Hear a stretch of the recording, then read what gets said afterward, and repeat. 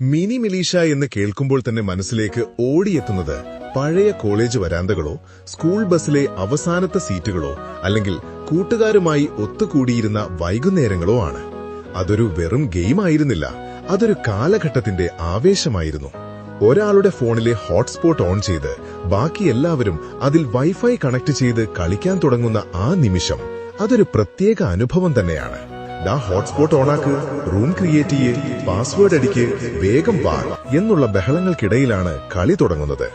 ആ ചെറിയ ഡൂഡിൽ പട്ടാളക്കാർ ജെറ്റ് പാക്കിൽ പറന്നുയരുമ്പോഴുള്ള ആ ശബ്ദം ഇപ്പോഴും കാതുകളിൽ മുഴങ്ങുന്നുണ്ടാകും. ഔട്ട്പോസ്റ്റ് എന്ന മാപ്പിൽ ഒളിച്ചിരുന്ന സ്നൈപ്പർ കൊണ്ട് കൂട്ടുകാരനെ വീഴ്ത്തുമ്പോഴുള്ള ചിരിയും, തൊട്ടടുത്ത് വന്ന് ഷോട്ട്ഗൺ കൊണ്ട് ആരെങ്കിലും നമ്മളെ വീഴ്ത്തുമ്പോഴുള്ള ദേഷ്യവും എല്ലാം ഇന്നലെ കഴിഞ്ഞ പോലെ.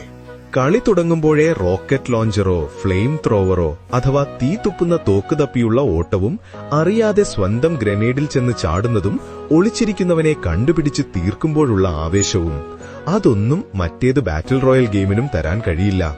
ചത്ത് കഴിയുമ്പോൾ സോറി സാർജ് എന്നെഴുതി കാണിക്കുന്നതും കളി ജയിക്കുമ്പോൾ സ്കോർ ബോർഡിൽ ഒന്നാമതെത്തുന്നതും വലിയ നേട്ടങ്ങളായിരുന്നു. ക്ലാസ് കട്ട് ചെയ്തും ഉറക്കമൊഴിച്ചും കളിച്ച ആ രാത്രികൾ.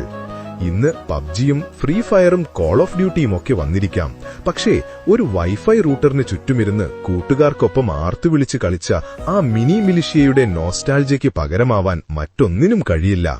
അതൊരു ഗെയിം എന്നതിലുപരി സൗഹൃദത്തിന്റെ ഒരു ആഘോഷം കൂടിയായിരുന്നു.